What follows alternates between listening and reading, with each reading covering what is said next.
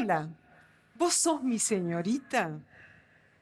Esta pregunta me la hizo tímidamente Elena, una mujer alta, robusta, trabajadora sexual, fundadora del Sindicato de Trabajadoras Sexuales.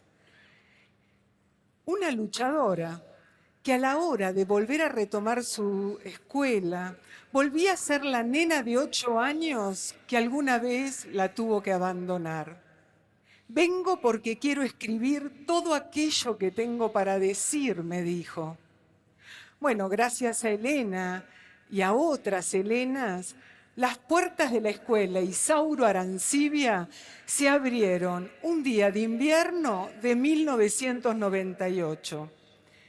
Y hoy vengo a contarles su historia. 24 años resumidos en 12 minutos. Estas alumnas trabajaban en la estación de Constitución. Un día comentaron, hay un montón de jóvenes que viven en situación de calle, que han ido poco a la escuela o no han podido ir. Entonces decidimos ir a invitarlos. Llegamos a la estación a las 7 de la tarde. Era un hormigueo de gente que se movía en todas las direcciones. Pero ellos no. Ellos estaban quietos contra una pared, como en una especie de nichos, acurrucados. La gente pasaba y parecía no verlos, y si los veía, tampoco se preguntaban, ¿cómo puede ser que haya gente durmiendo en la calle? Me acuerdo de Daniel, un alumno de nuestra escuela, que nos dijo, la gente nos ve como a palomas. Al día siguiente de nuestra visita a Constitución llegaron Luis y Analía, dos jóvenes de 18 años. Desde los 13 estaban juntos en la calle. Analía me contó que Luis le regaló las primeras zapatillas que ella tuvo.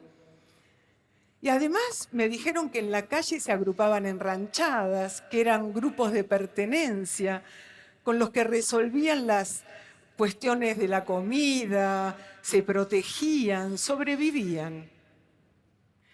Así fueron llegando a la escuela jóvenes, algunos con sus hijos. La escuela se llenó de jóvenes. Tal es así que nos mandaron más maestros y maestras, pero porque querían que dividiésemos el centro educativo en varias secciones, pero nosotros no, nosotros preferimos seguir trabajando todos juntos, porque necesitábamos revisar nuestras prácticas. Teníamos un único objetivo, que era crear una escuela que alojara a todos y a todas. Así fuimos construyendo las premisas básicas de nuestra escuela. Premisas que facilitaran la inclusión y la permanencia de los estudiantes. La primera premisa es que en el Isauro siempre hay vacantes. Todas y todos son bienvenidos y bienvenidas. Si llegan 10 minutos antes de que se termine el día, le decimos, qué suerte que viniste. Tenemos 10 minutos para hacer algo. Y si se anotan un día antes de que terminen las clases, también se los anota y se les enseña. Otra de las premisas es la escuela no es la calle. Si en la calle las situaciones se resuelven con algún grado de violencia, en la escuela solo utilizamos las palabras. Tampoco los maestros y maestras de la escuela nos metemos con las conductas y los códigos que se utilizan en la calle, pero a cambio los estudiantes no meten la calle en la escuela. En la escuela se respetan las normas. Elegimos para nuestra escuela un nombre emblemático, el de Isauro Arancibia. Isauro fue un maestro que la dictadura cívico-militar asesinó el mismo 24 de marzo de 120 balazos. Luego de asesinarlo, le robaron sus zapatos. En la escuela construimos una baldosa por la memoria que llevamos con los estudiantes a Tucumán, su lugar de nacimiento, y la colocamos allí donde él fue asesinado. Otro maestro dijo sobre Isauro: recuperemos los zapatos de Isauro porque no es justo que un maestro camine descalzo por el cielo. Nosotros llevamos orgulloso su nombre y sus zapatos nos llevan hacia una sociedad más justa.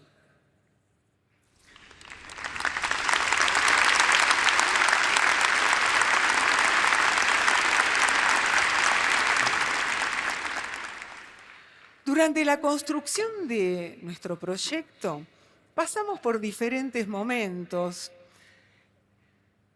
En algunos tuvimos que poner en práctica estrategias creativas, ¿no? Por ejemplo, al principio venían los estudiantes, las madres, los padres con chicos y chicas muy chiquitos. Cuando nos faltaban los brazos para sostenerlos, compramos un corralito. Entonces los padres se turnaban para cuidarnos mientras podíamos seguir la clase. Ese corralito, 24 años después, es el Jardín del Isauro, un lugar mágico que aloja 50 chicos y chicas y a sus maestras. También otra situación que se nos daba es que con las ranchadas venían chicos y chicas menores de 14 años, con edad para ir a una escuela primaria. Entonces lo que hicimos fue pedirle a una escuela cercana que abriera un grado en la nuestra. Ahí irían estos chicos hasta que se escolarizaran y luego los acompañaríamos a la escuela para que terminaran con niños de su edad. Ese grado en nuestra escuela se llama grado de nivelación. Cuando Janina, de 10 años, aprendió a escribir, su maestra le dijo: bueno, ahora podés poner vos tu nombre y el nombre de tu grado en el cuaderno. Y ella escribió: Janina, grado de liberación.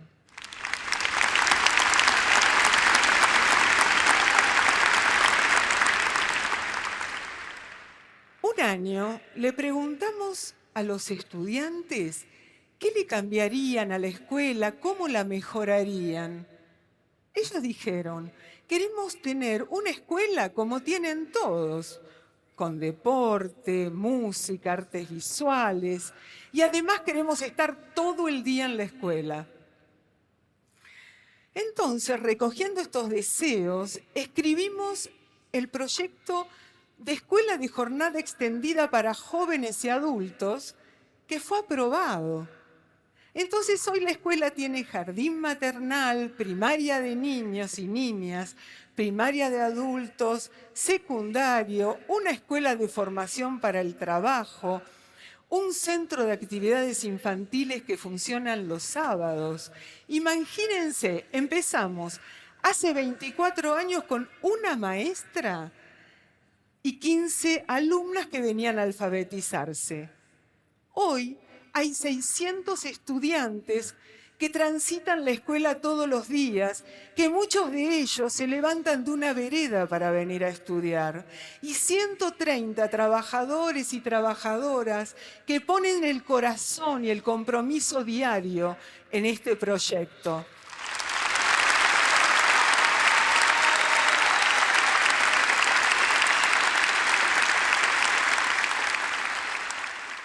Bueno, además, como si esto fuera poco, tenemos bicicletería, panadería, costura, un taller de serigrafía, huerta, taller literario. Bueno, al estar todo el día en la escuela, también tenemos que comer. Entonces, incorporamos el comedor y la cocina. El aroma de la comida se nos filtra por las aulas anunciándonos que ya es el mediodía. Entonces, estudiantes y maestros nos preparamos para ir al comedor y sentarnos juntos en una mesa con la comida caliente, con el agua fresca, con el postre, con la servilleta a conversar mientras comemos.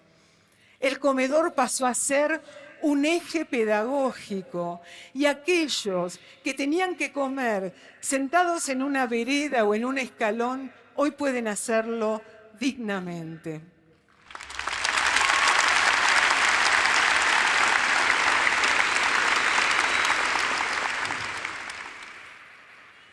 Durante la pandemia, la escuela permaneció cerrada. Solo cada 15 días podían venir los estudiantes a buscar alimentos. Pero sobre todo nos pedían los libros de la biblioteca del Isauro. Recuerdo haber pasado por la biblioteca en un momento que David, un alumno de la escuela, estaba con su bebé recién nacido en brazos, la mesa y una serie de libros desparramados ahí y que le decía: ahora que papá sabe leer, vas a poder escuchar cualquiera de estos cuentos. Si hay algo que caracteriza a esta escuela es que no fue pensada atrás de un escritorio para chicos y chicas en situación de calle. Es que ellos la hicieron suya. Es por eso que durante su construcción es que nos damos cuenta de lo que hacemos, de lo que hicimos. Al Isauro es imposible definirlo en un modelo convencional, porque el Isauro late, vive, crece permanentemente.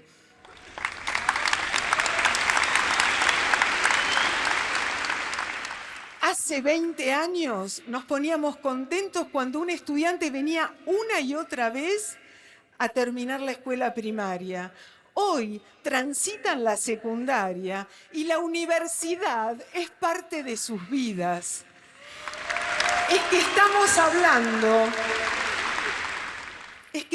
hablando de los pibes que quieren vivir, que tienen derecho a una vida, que son ejemplo de resistencia y que tienen que imaginarse un futuro feliz.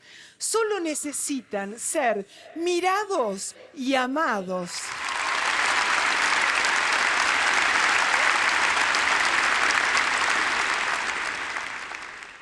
Prueba de esto que les digo es una leyenda que escribieron en la revista de la escuela. La revista de la escuela que editan y escriben hace más de 15 años se llama La Realidad sin Chamullo.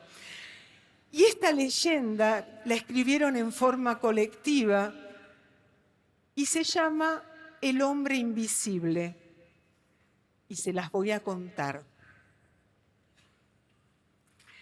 Cuenta la leyenda que el hombre invisible nació atrás de un camión entre cartones. Cuando fue creciendo, se dio cuenta que era invisible porque nadie lo miraba. Decidió entonces ayudar a aquellos chicos y chicas que también se sintiesen invisibles. Fue entonces en busca de aquellos lugares que había transitado para ayudar a quienes no estaban siendo escuchados. Cuando va por la calle y ve chicos durmiendo, él levanta la temperatura del aire con su aliento y ablanda el corazón de la gente que pasa sin mirarlos. Dicen que sus archienemigos son los que tienen poder, beneficiando a unos pocos y dejando invisibles al resto. Dicen que para convocarlo solo hay que decir esta oración: oh San Hombre invisible, hazme visible de una vez.